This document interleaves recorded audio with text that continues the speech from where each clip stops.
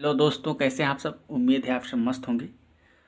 तो मेरा नाम है अमर सिंह यादव। हमारा और आपका प्यारा सा क्यूट सा channel BSc world Amar Singh, जिस पे आप लेक्चरें देख रहे हैं। तो आज हम लोग BSc second year third semester का जो वनस्पति विज्ञान बॉटनी की यूनिट फर्स्ट चल रही थी, यूनिट 01, जिसके 4 लेक्चर आपको प्रॉपर मिल चुके हैं। ठीक है, यह है BSc second year botany unit first. 4 lecture upload हो चुके हैं। ये 5वां लेक्चर है उसका, 5th लेक्चर। इसमें मैंने नोमेनक्लेचर तक आपको सब कुछ बता दिया था। इससे पहले का जो 4था लेक्चर था उसमें नामकरण मैंने स्टार्ट किया था, नोमेनक्लेचर उसके आगे फर्दर चल रहा था। आज हम पढ़ेंगे main points of the international code. इसके बाद में आज का टॉपिक रहेगा गाइडिंग प्रिंसिपल ऑफ नोमेनक्लेचर, और आज का लास्ट टॉपिक रहेगा बाइनोमियल नोमेनक्लेचर, जो कि बहुत ही ज़्यादा इम्पोर्टेंट है। शॉर्ट नोट उस पर पूछा ही जाता है। तो जितना भी मैं लिखवाऊँगा आप लोग वीडियो को पॉज करके साथ साथ लिखते चलेंगे, ठीक। या फिर मैं बोल रहा हूँ और आप कॉपी रख के जिस तरह से ऑफलाइन क्लास में आप नोट करते उस तरह से नोट करना। जहाँ पे मैं समझाऊँगा वहाँ पे समझना। इस तरह से आप चलोगे, आपको ऑफलाइन जैसी फीलिंग आएगी, ठीक है।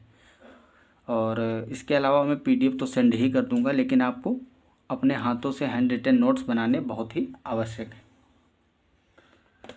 तो आज का मेन टॉपिक यही है। 3 टॉपिक हैं। पहला है main points of the international code. जो इंटरनेशनल अंतर्राष्ट्रीय कोड था, इसके मुख्य बिंदु क्या क्या थे।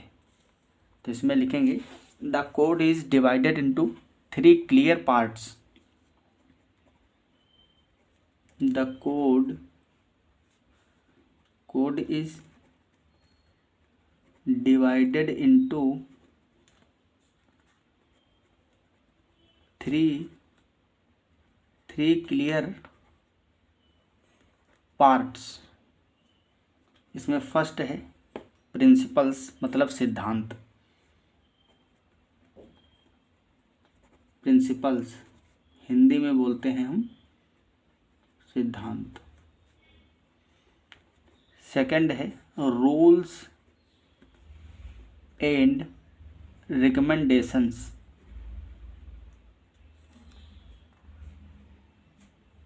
रिकमेंडेशन।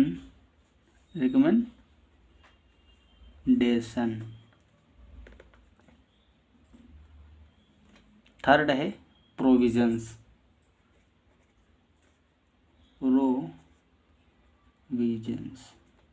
ये 3 इसके पार्ट, 3 पार्ट में इसको कोड को डिवाइड किया गया है। For modifications of the code, for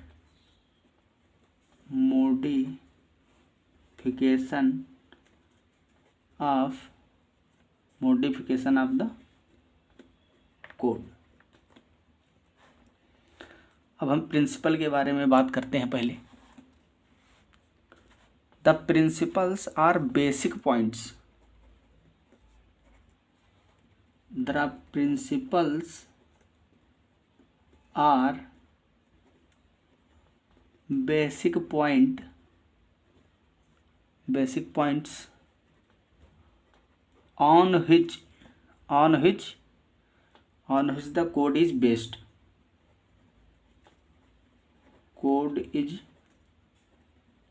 based। यह मतलब वो आधारीय बिंदु है जिसपे कोड का आधार टिका हुआ है। जो सिद्धांत है, किसी भी चीज़ के सिद्धांत हो आधार ही तो होते हैं। They do not give detailed rules. They do not give detailed rules about nomenclature, but show the main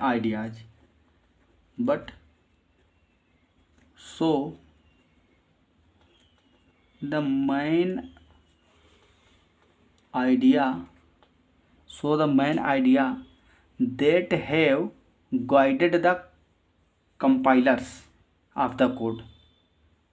Ideas that have guided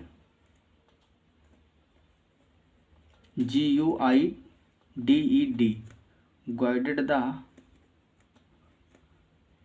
compilers of the code.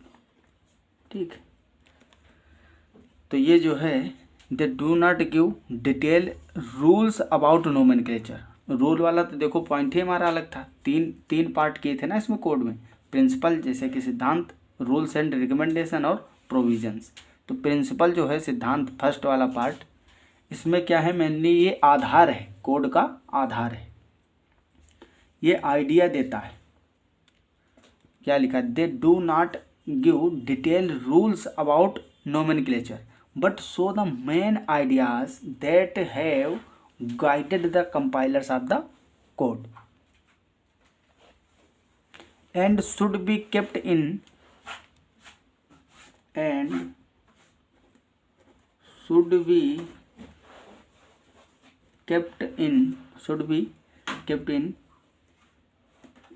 view by any botanist attempting to publish attempting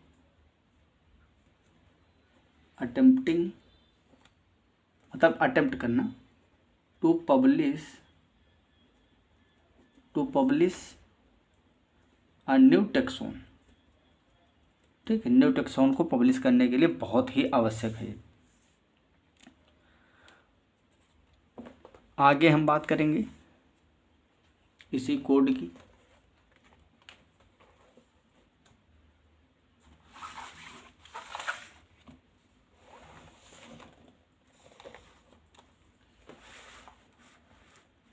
उसी में proper हम continue लिखेंगे आगे. According to this section of the code,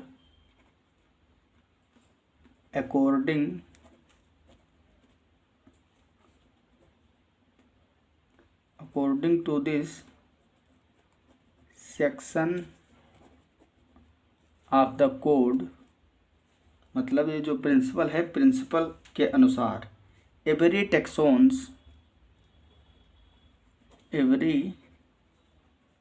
टेक्सोन्स मतलब प्रत्येक taxon और group.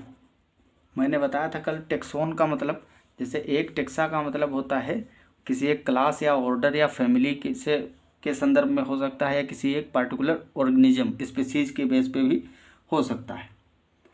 Every taxon और group of plant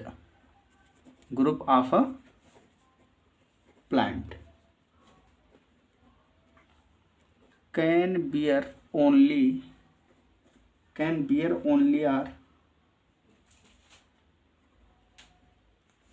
correct name and vice versa. A name can be applied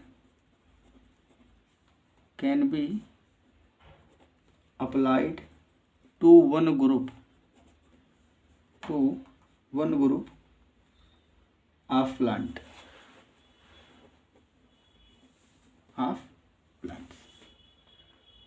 अगर हम रूल्स के अकॉर्डिंग बात करें, इसमें आर्टिकल भी चलते हैं. नोमेनक्लेचर की जब कमेटी बनाई गई थी, द रूल्स और articles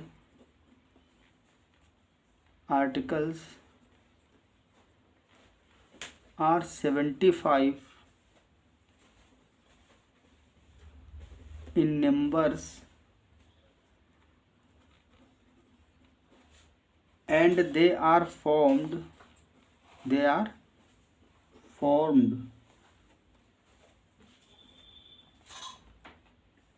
for providing a method for providing a method of naming taxonomic groups,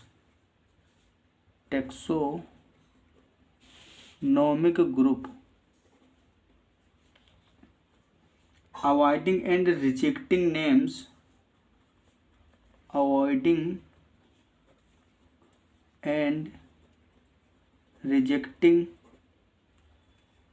names, which may cause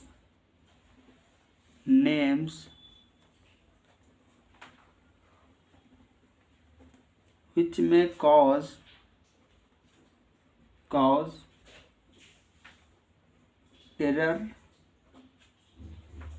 or ambiguity.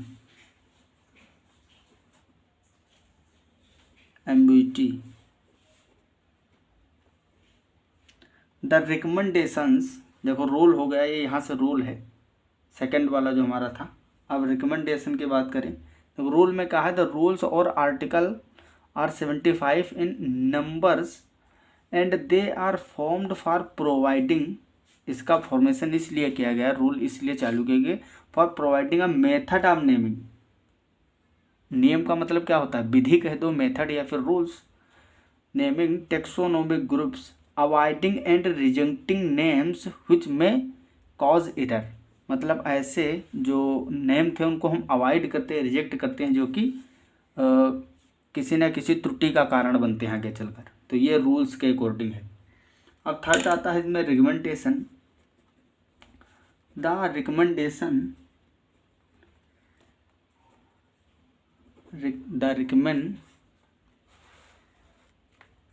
Recommendation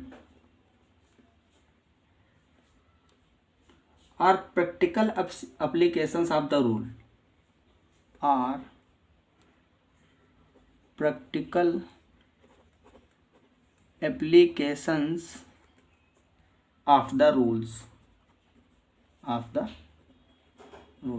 मतलब जो ये बातें कही गई हैं ऊपर रूल्स में, उनको प्रैक्टिकली जब आप करेंगे तो उसी को रिकमेंडेशन हम बोल देंगे। These are meant for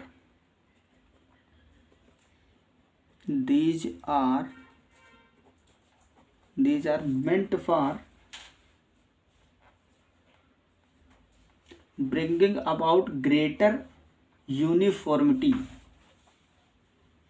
in future nomenclature. These are meant for bringing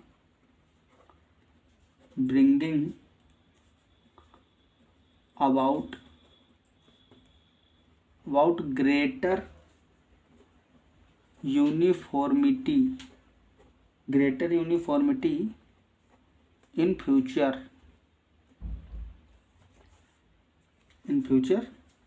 nomenclature.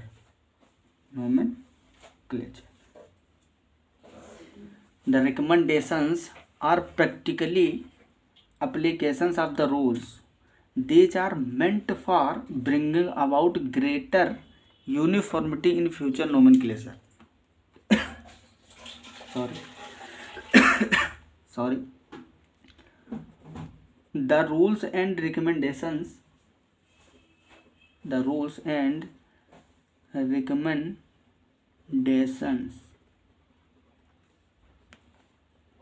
apply to all plants,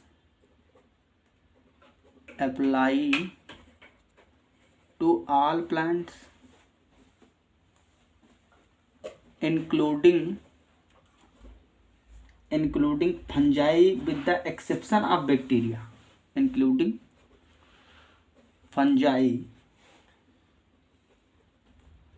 with the exception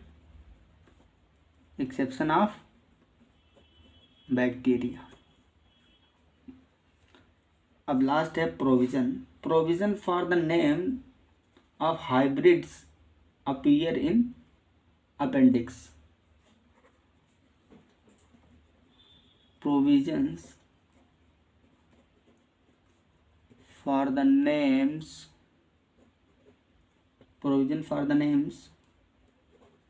of hybrids appears in appendix. appear in appendix. अब अगली हेडिंग लगाएंगे फंडामेंटल प्रिंसिपल्स ऑफ नोमेनक्लेचर, नामकरण के मूलभूत सिद्धांत। Fundamental principles of nomenclature.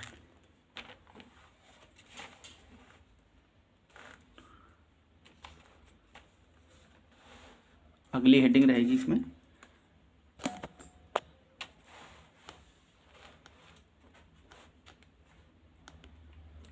The fundamental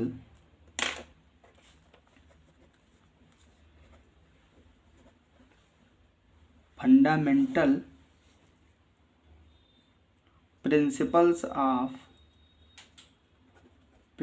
of nomenclature, मतलब नामकरण के मूलभूत सिद्धांत। नामकरण के मूलभूत सिद्धांत। जो बच्चे इसमें हिंदी मीडियम वाले हैं तो उनके लिए मैं हिंदी भी बीच बीच में जो मेन वर्ड होते हैं उनकी हिंदी बताता चलता हूँ, उनको साथ साथ लिख लेना है।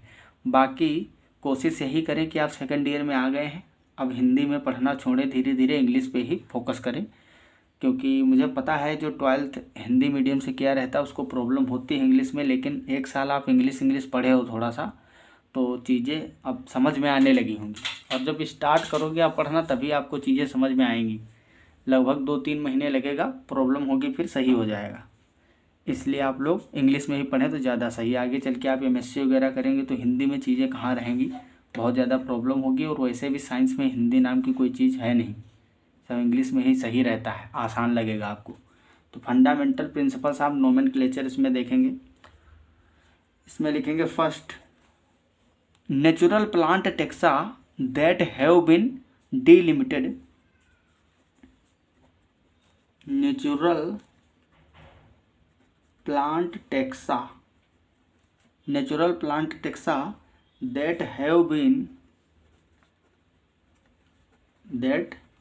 have been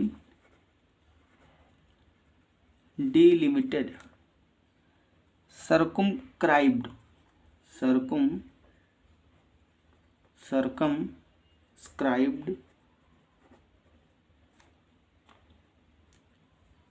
and classified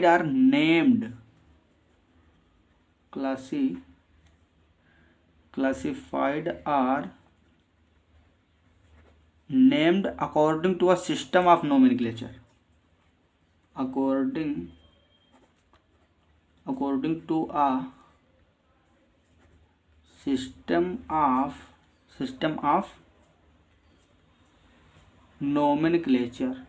of nomenclature. Second लिखेंगे इसमें,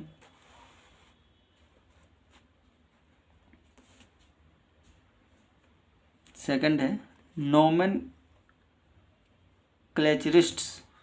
जो नामकरण करते हैं, मतलब अगर आप नामकरण कर रहे हैं तो आपको बोला जाएगा नोमेनक्लेचरिस्ट्स।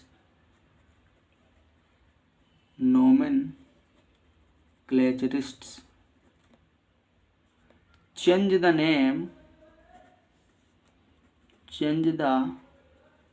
name of a taxon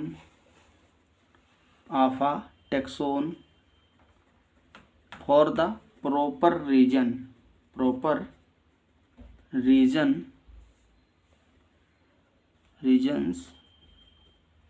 of a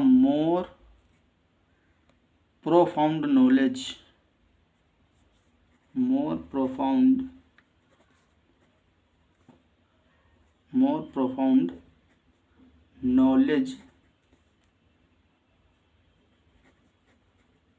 of the facts resulting from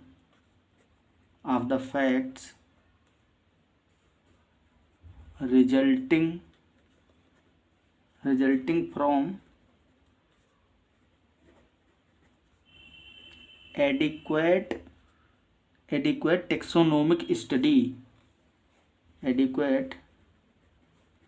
taxonomic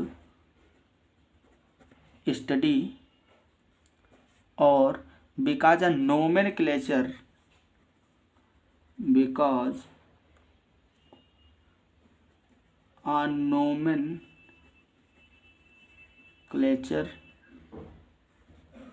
is contrary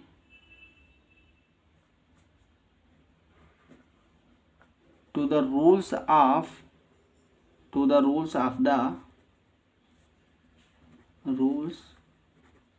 the ICBN मतलब international code for botanical nomenclature, international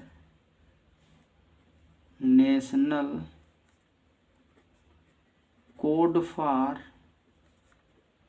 botanical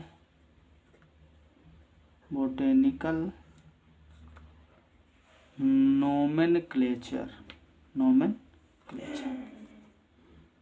अब अगली हेडिंग इसमें डालेंगे हम। ये तो हो गया फंडामेंटल प्रिंसिपल्स ऑफ नोमेनक्लेचर, मतलब नामकरण के मूलभूत सिद्धांत। थोड़ा शॉर्ट में मैं लिखवाता हूँ, बाकी नंबर पूरा मिलेगा, आप इतना लिख के आओगे। अब इसमें हम हेडिंग लगाएंगे guiding principles of nomenclature. Guiding principles of nomenclature, और यही हेडिंग मुझे लग रहा पूरा हो पाएगा। बायनोमियल नोमेनक्लेचर के लिए दूसरा लेक्चर बनाना पड़ेगा।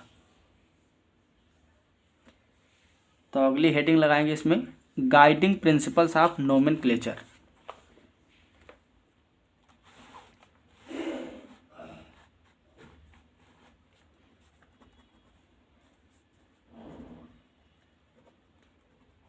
Guiding principles of nomenclature. पहली बात तो नेम करेक्ट होना चाहिए, correct name. Each taxonomic group, इसमें लिखेंगे each taxonomic group with a particular circumscriptions, with a particular circumscriptions,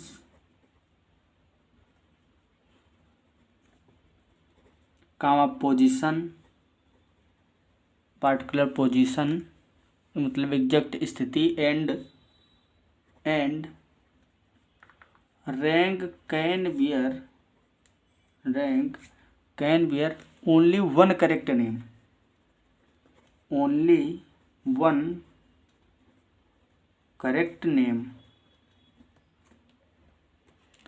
the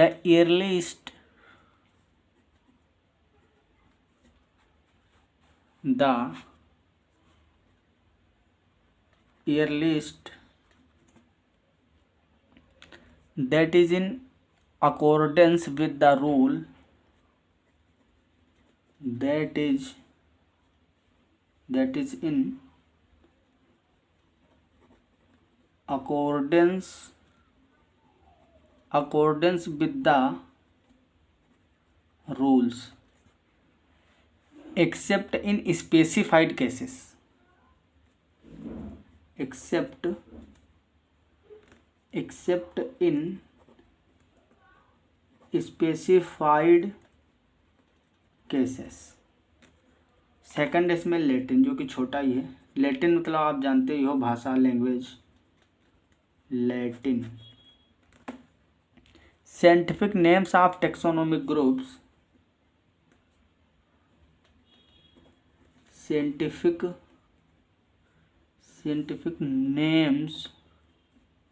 names of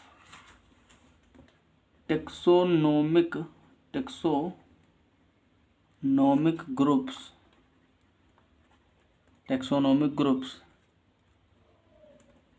is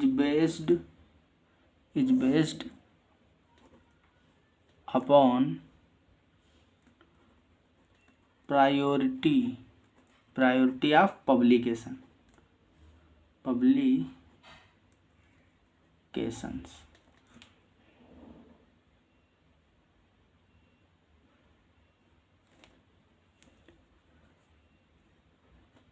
The taxonomic groups are treated as Latin regardless of their derivatives या derivations. The taxonomic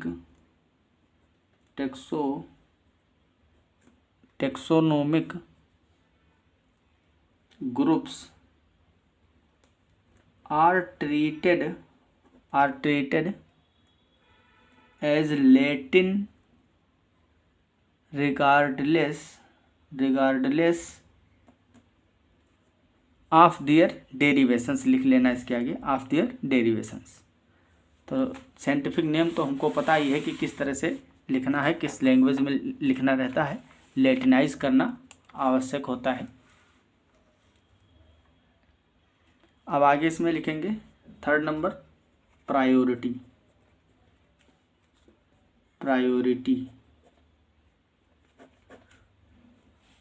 इसमें लिखेंगे हम the nomenclature of taxonomic groups. The nomenclature of taxonomic groups is based upon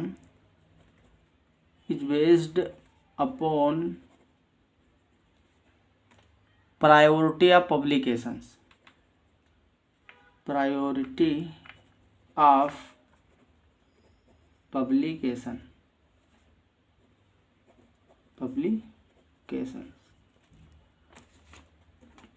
fourth point इसमें होगा type, प्रकार। The applications of names of taxonomic groups.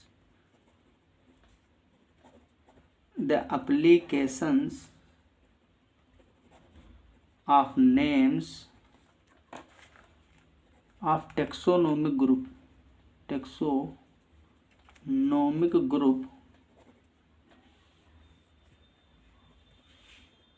is determined by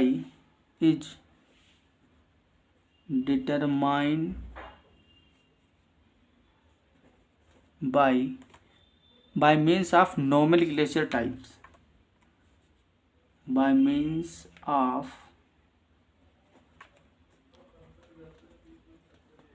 nomenclature type. 5th है इसमें retroactive.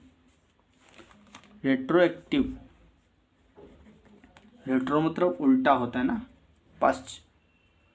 Retro active मतलब पश्च सक्रिय। The rules of nomenclature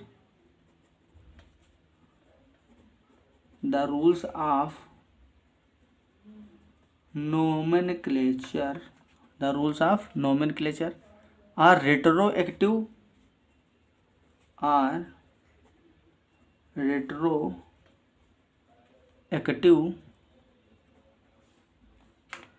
unless expressly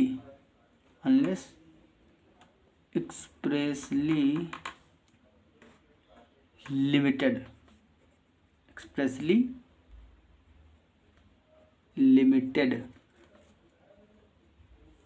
6th इसमें independent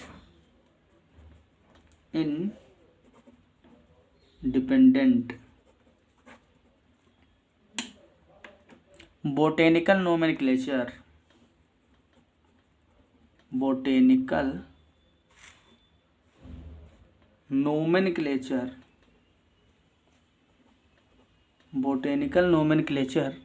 is independent of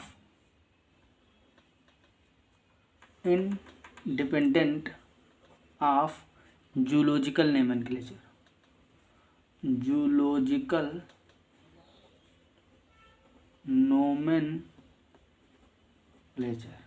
मतलब समझ रहे हो, जूलॉजिकल नोमेनक्लेचर से इसका कोई विशेष मतलब नहीं है।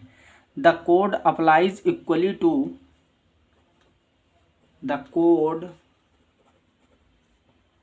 Apply equally to names of taxonomic groups, names of taxonomic group, taxonomic group treated as plant, treated as plant whether or not these groups, whether or not, ये ओब्लिक लगाए हो मतलब और, not these groups were, these groups were originally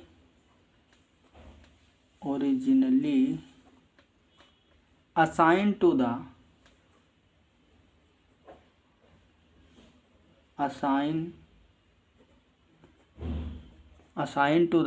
plant kingdom,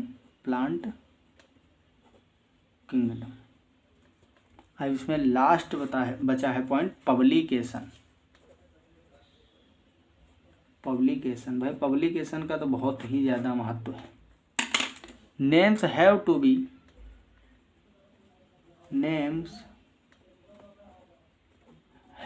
B effectively and validly published, effectively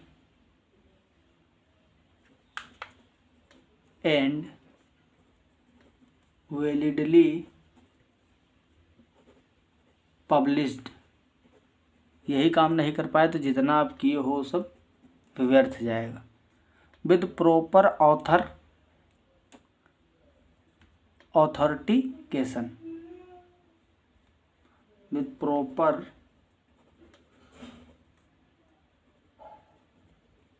authentication. तो ये हो गए हमारे गाइडिंग प्रिंसिपल्स ऑफ नोमेनक्लेचर।